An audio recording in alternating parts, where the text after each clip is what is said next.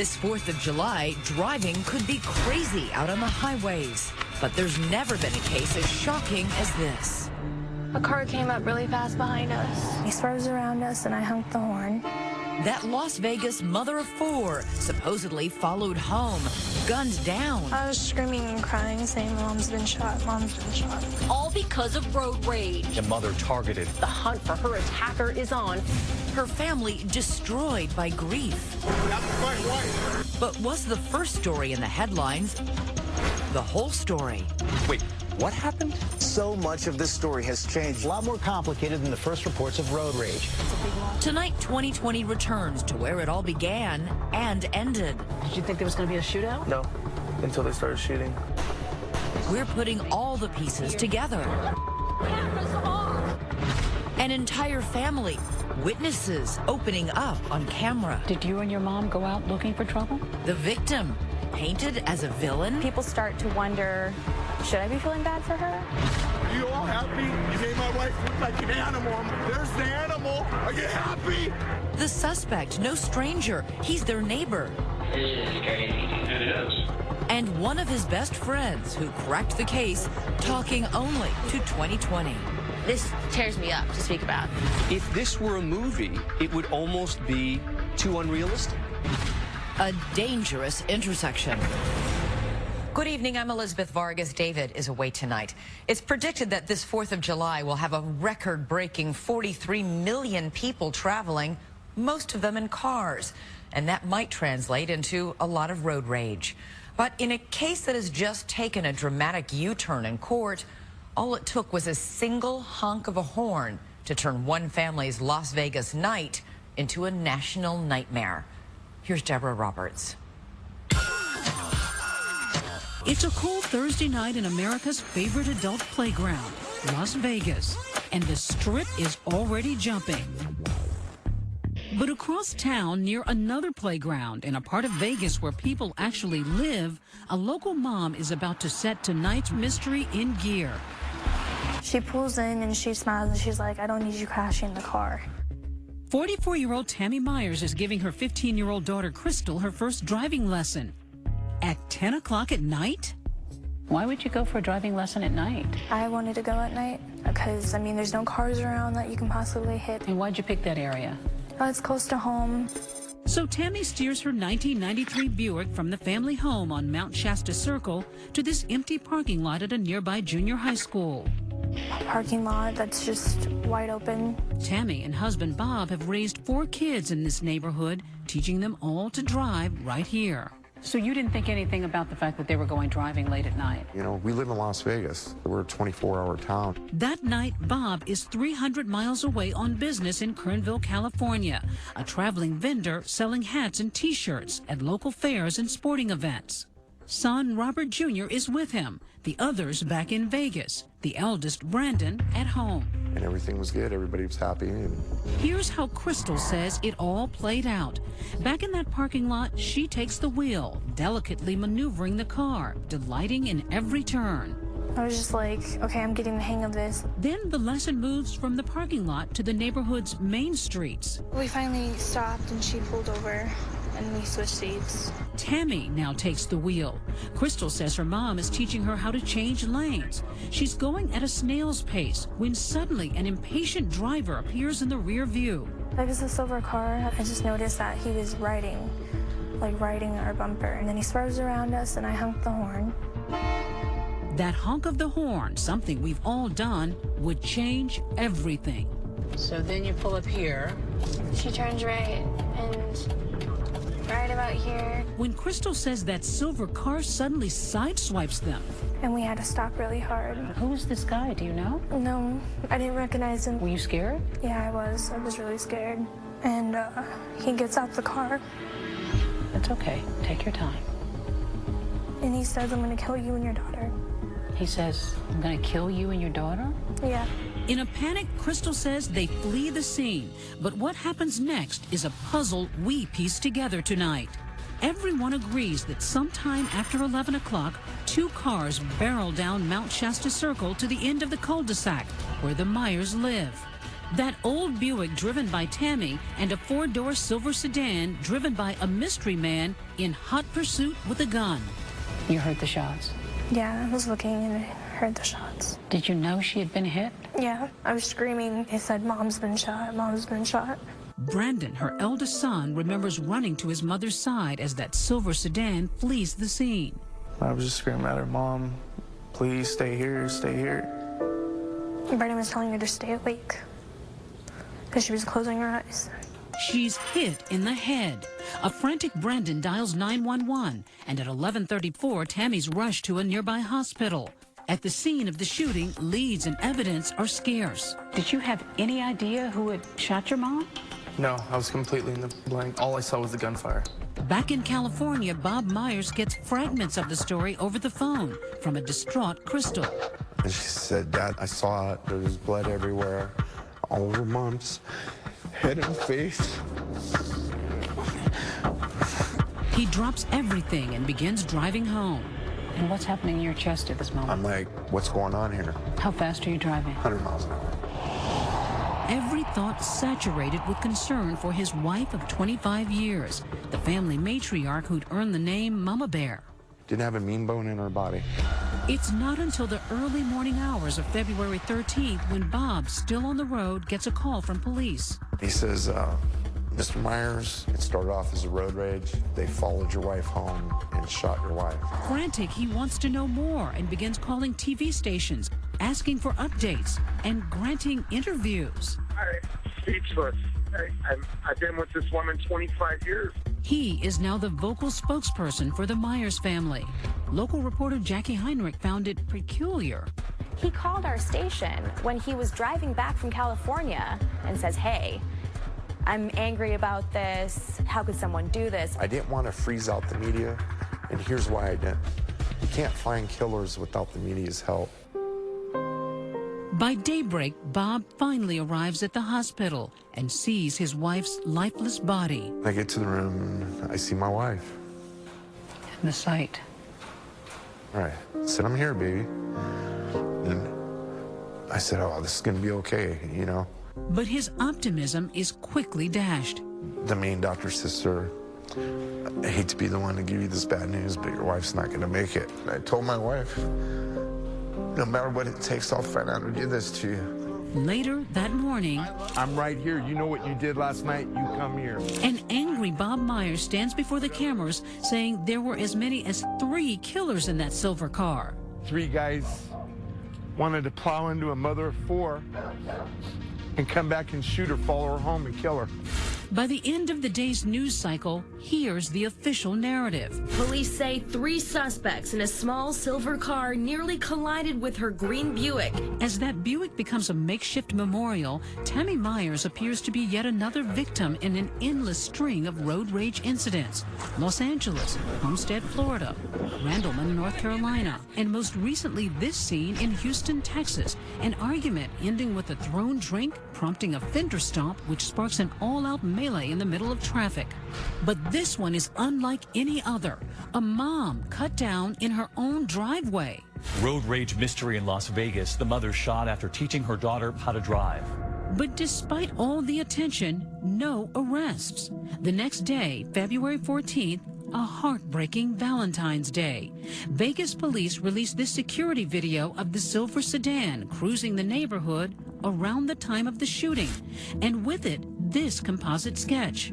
Police say this is the face of one of the suspects. Police say it's Crystal's description of one of the strangers in the car that sideswiped her and her mom, threatening to kill them. He's a big guy, 6 feet tall, weighing about 180 pounds. As far as we can tell, there was no prior contact with these individuals. They are complete strangers. There's a manhunt for this unknown guy, instilling fear in everyone across the valley. Everyone's like, could this happen to me? Neighbors are too afraid to show their faces with that suspect still out there. That night, an agonizing moment for Bob Myers. At 7:05, he disconnects his beloved wife from an artificial respirator. I'll always have a wife. She'll never leave my heart. But she's gone. I didn't want my baby to suffer. But I didn't want her to go either.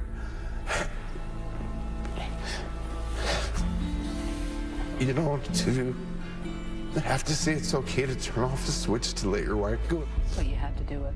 Had to. But before Tammy Meyers can have a funeral, she's about to be buried. It's like they were murdering her all over again, repeatedly, daily. Tammy Meyers went looking for the driver. Are you happy? As the story takes the first of what will be many sharp turns. Was the innocent victim really all that innocent? Maybe this isn't what I thought it was in the beginning. And a young woman with inside knowledge about that night. But to break the case, she must find the courage to turn in a friend. You called the police. What did you say? Everything. And 2020 continues. 3 days after removing his wife from life support, dear God, protect them in the days to come. Bob Meyers holds a candlelight vigil. This is a testament to a good person in a community that needs good people. But now there are as many whispers about shooting victim Tammy Meyers as there are prayers for her. I want to keep the facts as they are because it's starting to get twisted. Just hours earlier, police announced a stunning discovery, one that paints a much different picture of this Las Vegas mom. The reason I wanted everyone here was to just clarify some things. A big piece of the Meyers account has been missing.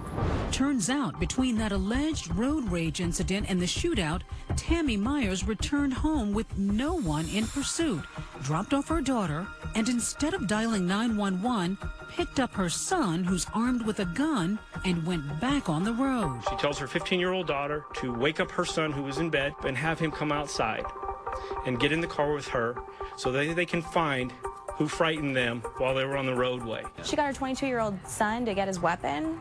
I mean, people start to wonder, should I be feeling bad for her? Local reporter Jackie Heinrich says that surprising and late disclosure changed the whole tone of the story. When the police held a press conference and said, actually, Tammy Meyers went back out, then they started to think, maybe this isn't what I thought it was in the beginning. Suddenly, the family is feeling the burn of online hate, with comments like, "Am I the only one who's glad she got shot?" On social media, people began to really turn on your wife and your son. Well, it bothered me. All of them did. Because my wife wasn't a troublemaker. Bob is suddenly doing damage control, insisting that this is not a vigil for a vigilante. My son is not an animal. My son is a hero in my book. So what's Brendan's story? He says his mother was convinced that road rager was headed to the house to make good on his death threat. She said, someone's trying to kill us. We need to go now. I'm like, why don't we call 911? You said, let's call 911. Yeah. And she goes, we need to get away from the house. They're trying to hurt us. So I grabbed my gun. Brendan's gun, a registered Beretta 9mm pistol. Why'd you grab the gun? Just safety precautions. Someone's trying to hurt my family, so I'm going to come protect them. Brandon takes me on a drive to relive that night with his frightened mom behind the wheel. Like she's just like pale, her mouth was open. She was terrified. He points out the spot where he says his mom and sister were sideswiped by that angry driver. It happened right here. Right here. So do you see any cars? No, nothing.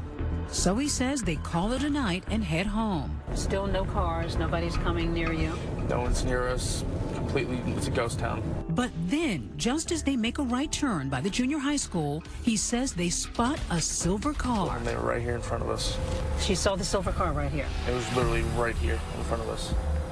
Things would escalate, leading to the shootout in the cul-de-sac, with both Brandon and that mystery shooter exchanging more than 20 rounds. But the exact how and who of the incident still puzzles police. That is, until this woman picks up a phone and drops a dime. You call the police. I felt that I had to. Were you conflicted? Absolutely. I still am, even sitting here. Nearly a week after the shootout, investigators interview this woman, Caitlin Christian. Tonight, she's exclusively sharing her story about the evening Tammy died. It was about 3 o'clock in the morning. I was sleeping, and my phone was going off the wall. She says it's her good friend, 19-year-old Eric Nausch, a wannabe rapper and pot dealer, seen here in his Instagram photos. It was, I need to come over, something important. How did he sound? Disheveled. You know, shooken up. Caitlin says Nausch comes over to her apartment, confessing to a shooting in his neighborhood. And the first words out of his mouth is, I got them. telling her he may have shot a rival drug dealer. And then he showed you something. What did he show you? Well, he had emptied his backpack. He had pulled out his gun and extra clips for the gun. Naush leaves. Then, days later, it hits Caitlin. Her friend may have been involved in Tammy Meyers' shooting. You read the details that there's a mom of 4 who's shot and killed. What goes through you at that moment? How could this happen? And I didn't even finish the article before I got up and called. Called? The police. She makes a wrenching decision to turn in her trusting friend. And how did you feel after the conversation once you told them what you knew? Terrible, but there's always a right and a wrong. The next day, SWAT teams, squad cars surround Eric Naush's home. He's holed up inside. Our Las Vegas affiliate, KTNV, is live on the scene. Right now, we are in the tactical phase of attempting to take a suspect into custody. Caitlin says she's texting Eric nonstop. So you were trying to convince him to surrender? Right. Still a very confusing scene out here as everybody is arriving here on scene. One of those arriving is the suspect's mother, who's in obvious distress. Guys, please, guys, get back. Please! Turn your phone off! But as the standoff drags into its second hour, questions in this already complex case are multiplying. For one thing, Eric doesn't even drive, and he bears little resemblance to Crystal Meyers' description of the shooter. I mean, he's really small. He's nowhere near 6 foot. And just as bizarre, the location of his house, just a block away from the Myers residence on Mount Shasta Circle. We go through the play-by-play on this map with ABC legal analyst Dan Abrams. The irony being that the suspect is right around the corner from this family. They're out looking for some composite sketch of some guy in a road rage incident, and little do they know that it's a block away. You can literally see his home from my front door. And you walked over to his home really angry. Pajamas and all. That's my wife. You were yelling. Oh, I was upset. No, it ain't okay. Bob Myers is devastated, the police stopping him from getting any closer.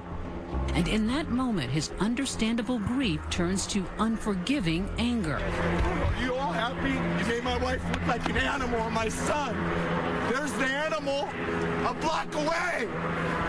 Are you happy? My wife was a victim. She lost her life. And it was like they were murdering her all over again, repeatedly, daily. Finally, a shirtless Naush surrenders. Suspect has been taken into custody. Suspect is en route to headquarters to be interviewed. Yes, police have questions, but nobody's prepared for the shocking answers. This story's not right. My name's getting thrown in. Naush is about to spin a whole new version of the story. I freaked out. I was just like, there's no way. Stay with us. Teenager in custody. His name is Eric Naush. We know the suspect is here at Metro headquarters. While the media churns the news of Eric Naush's arrest, the 19-year-old suspect himself is alone with his thoughts, slumped across an interrogation table, while others are thinking, just who is this kid?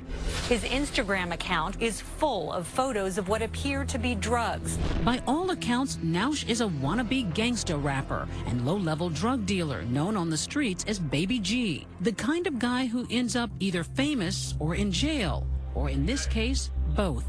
Got your water? All good? All right. But his close friend Caitlin Christian sees him more as a lost child whose father committed suicide in 2010 and is now living with his mother and a baby sister. Eric is a good person. Eric has a huge heart.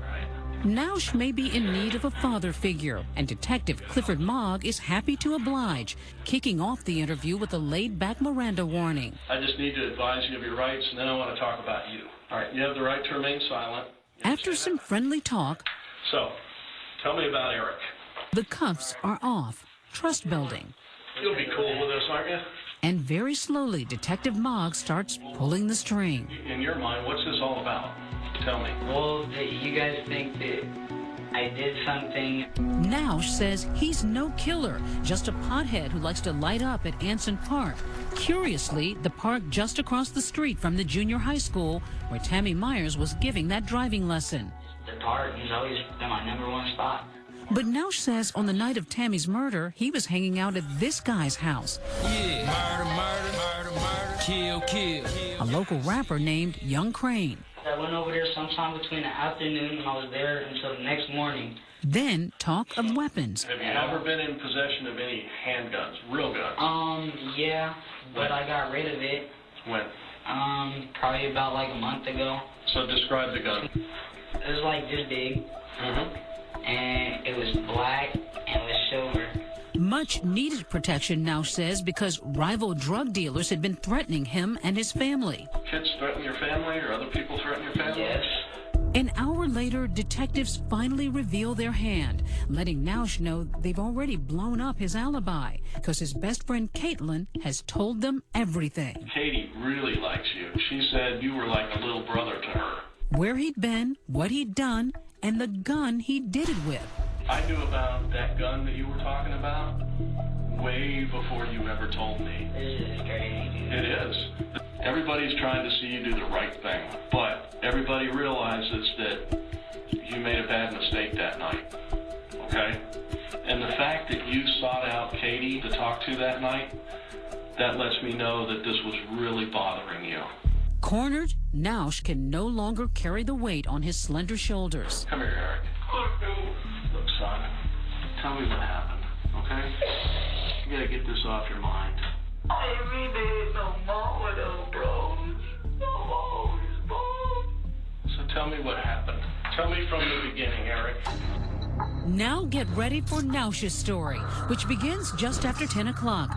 That night, he's in the park, armed and paranoid over the threats he'd been receiving when he notices Tammy's Buick circling slowly in the school parking lot.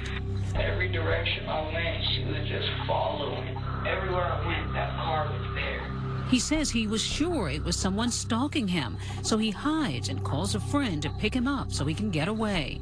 It was a smooth 30, 45 minutes before I even got in a car until I knew his car was out of sight. The friend arrives in a silver Audi sedan. Nausch thinks he's escaped his enemies, but almost instantly crosses paths with that Buick once again. They just came out of nowhere. They were following us, and they didn't even turn. He tells police something that surprises them, that someone in the other car was brandishing a gun at him. So far, we have you telling us that these people were waving a gun, okay? Waving a gun out the window. Listen to me. Nobody but you have said that. And he reveals something else that thus far has gone unreported. He fires shots at Tammy's car even before the fatal shooting.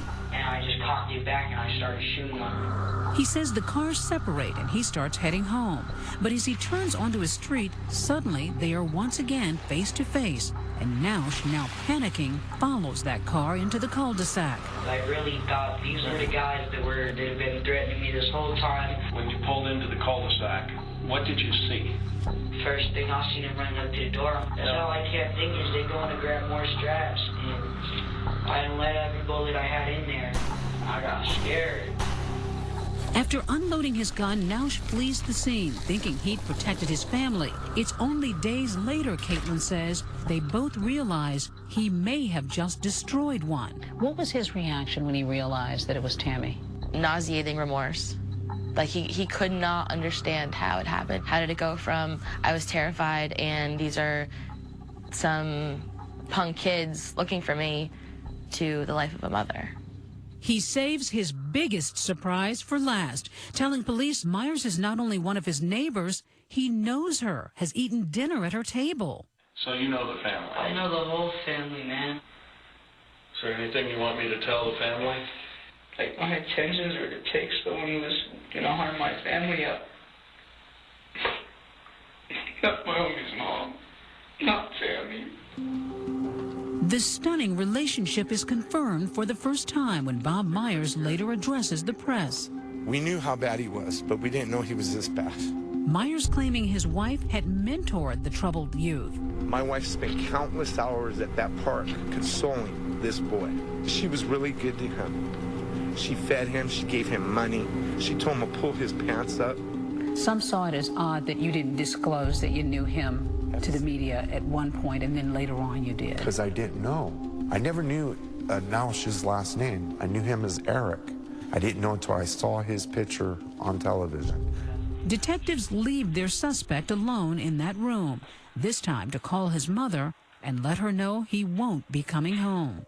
Mom, I love you. I love you. Okay, I've already told them everything. The only reason I confessed, Mom, was because they knew everything. But the case is far from closed. Nausch won't give up the driver of the silver sedan and claims no knowledge of any prior road rage incident. The so-called confession has some problems with it. And was there a darker side to the relationship between Tammy and her killer? Mrs. Meyers used to come to the park and try to purchase things off of him. Stay with us. 10 days after the shooting of Tammy Meyers, a wide-eyed Eric Nausch is ushered into a courtroom for the first time, an image that brings his friend-turned-informant Caitlin Christian to tears. What do you see when you see this shot in court? Just terrified.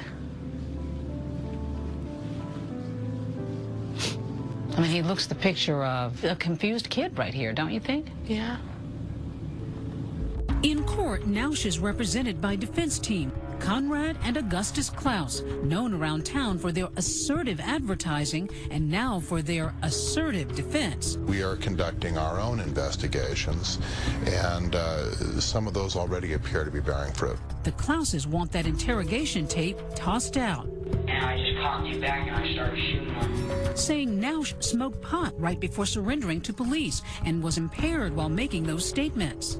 The fact that our client was high and the police knew it compromises the result. But they're not just betting on a technicality. They claim the killing of Tammy Meyers was justified. The facts seem to point to self-defense in this situation. Do you think Eric should go to prison as a murderer? No. But I don't think Eric needs to go away forever. Because, she says, for months, Eric was facing a barrage of anonymous death threats from what he suspected were rival drug dealers. The situation serious enough for him to get that .45 caliber pistol. What kind of threats? He said they would come through text messages, phone calls, Facebook messages. He didn't know who they were, but that they were going to skin him, skin his baby sister alive, take care of his mom as well. You saw the actual text messages? Absolutely. And as Nausch says repeatedly in his interrogation video, he thought they'd come for him the night of February 12th. In his mind, they threatened me. This was them coming at me. This was me protecting myself. And she believes Nausch's claim that he saw someone pointing a gun at him from Tammy's car, prompting him to begin shooting. But there's no doubt in your mind that he felt that somebody waved a gun at him, that he saw that. Absolutely. There's no doubt in my mind that he felt absolutely threatened, that it was me or it was them. But Brandon Myers insists he never revealed his gun. Did you wave your gun? No, not at all. But given the Myers family's previous omissions, local reporter Jackie Heinrich has trouble believing them. Her suspicions turbocharged by rumors among people who knew Nausch and what they claim was the true nature of the relationship between Tammy and Nausch. Mentor and mentee? Or something more sinister? Mrs. Meyers used to come to the park and try to purchase things off of him. Find out that it has more to do with drugs than mentorship. Heinrich points out that investigators found the painkiller oxycodone in Tammy's purse. We don't know if that is related to their relationship or if that's separate, if that's totally on the up and up. Nausch never mentioned anything of the sort in his interrogation, but the accusations lead to headlines like this, suggesting the shootout wasn't about aggressive driving at all, but about dirty drug dealing. The one thing that we can positively say at this point is that this case was not about road rage. But according to Bob Myers, it was all just the defense trying to muddy the waters, one of many off-the-wall theories his family has had to knock down. Did anybody in your family ever buy drugs from him? Definitely not. Some question the fact that your wife had oxycodone in her purse. Yeah. She had a prescription for it. She had a prescription for 3 years for it. How do you plead to count 1, murder with use of a deadly weapon? Not guilty. On March 12, 2015, Nausch pleads not guilty to murder charges as police are closing in on another piece of the puzzle. Who was driving the car when Tammy Meyers was shot? Nausch won't say, but cell phone records lead police to his 27-year-old buddy, Derek Andrews. owner of a silver Audi, which sure looks a lot like the car in the security video. Andrews and Nausch are soon seated side by side once more, not in the Audi, but in a courtroom with matching jumpsuits. This was an act of unprovoked use of force on behalf of Mr. Nausch, with Mr. Andrews being the driver and complicit in this act. Andrews denies any involvement, pleading not guilty. Could he be that mysterious man seen here in the sketch? The first alleged road rage incident that started it all? The prosecution thinks they finally have it all figured out. But be forewarned, truth is stranger than fiction. It turns out everybody's wrong. Don't go away.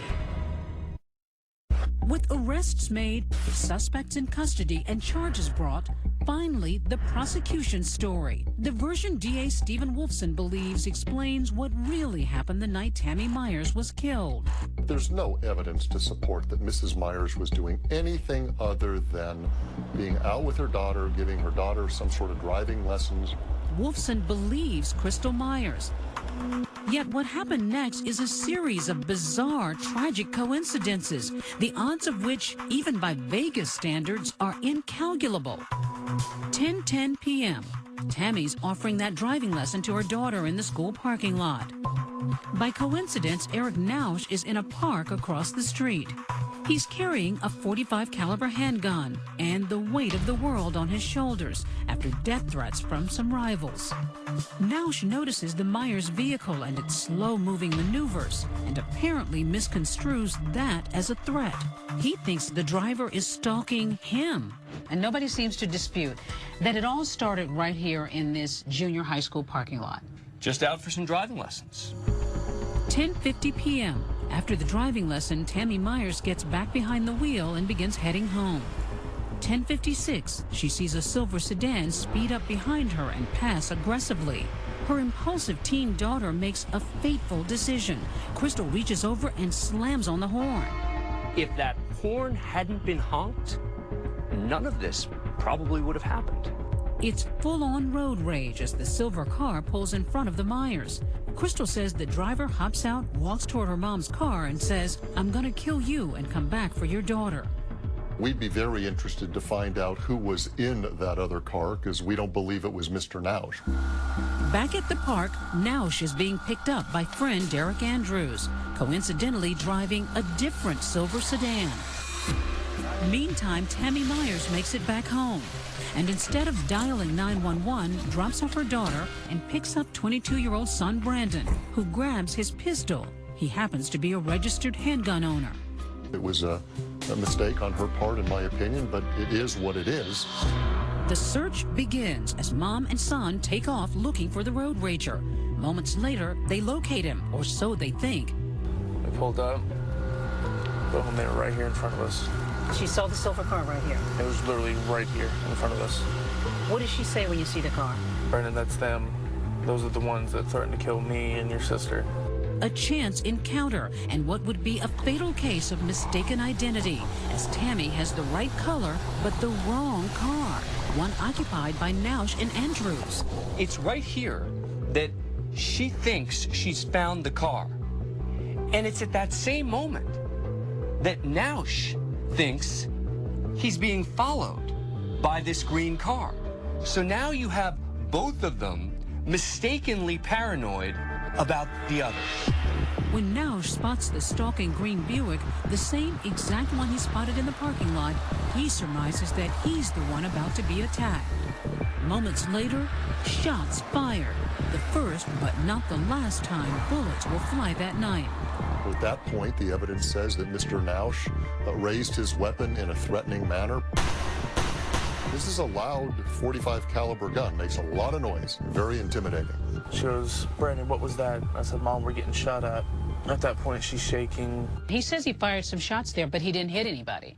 This should have been the end of it, which is Nausch has now gotten to threaten the drug dealers who he thinks are behind him. He's fired his weapon. They've learned their lesson. Both cars speed off. Meyers and Nausch each heading home, taking parallel streets. But remember, they live only a block apart.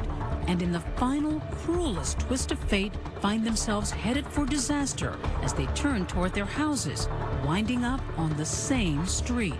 The Meyers pull into the cul-de-sac. Derek Andrews follows them in. And that's when Brandon got out of the car, Mrs. Meyers got out of the car. The minute he follows them into that cul-de-sac, he's now become a threat. What did you think was about to happen at that point? Did you think there was going to be a shootout? No, until they started shooting.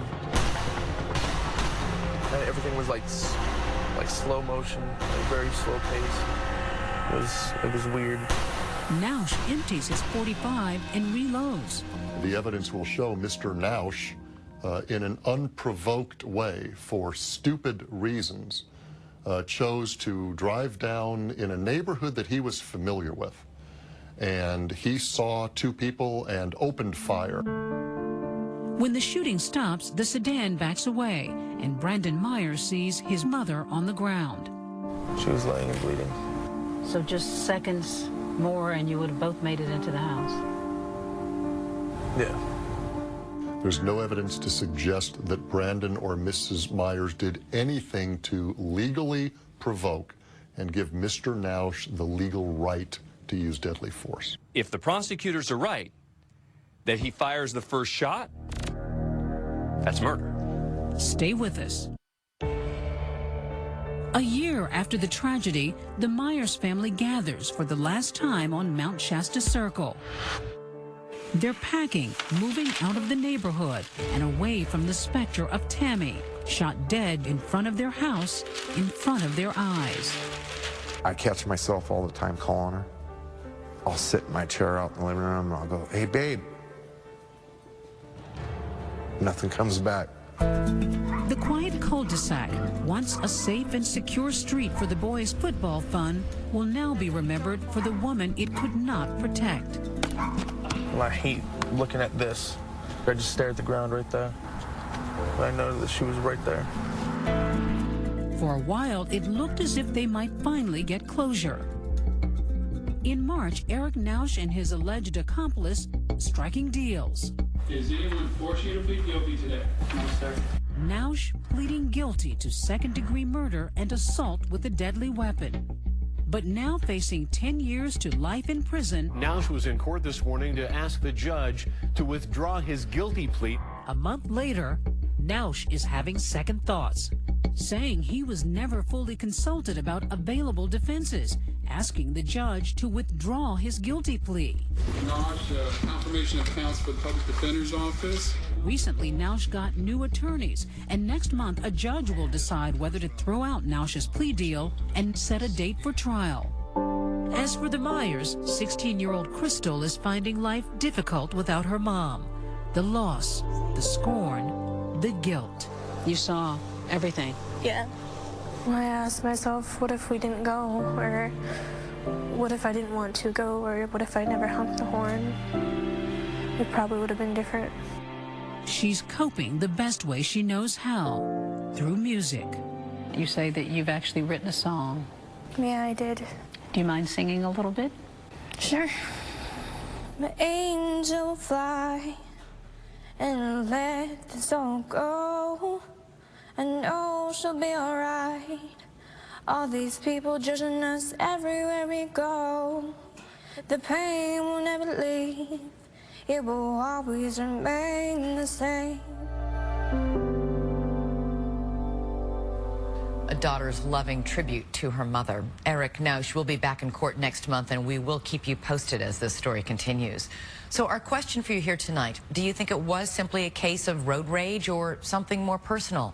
Let us know on Facebook and Twitter. Use the hashtag ABC2020. And now a look at a special 2020 next Friday. Diane Sawyer's all-new interview with the ultimate survivor.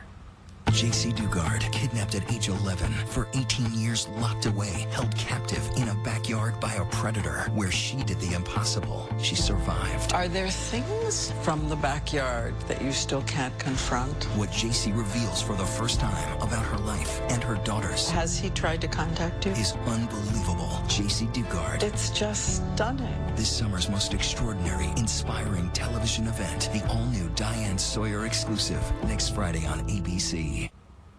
You won't want to miss that next Friday night. And remember, 2020 can be watched any time of day, all weekend long, on demand and DVR. I'm Elizabeth Vargas for David and all of us here at ABC News. Good night and have a safe and wonderful 4th of July.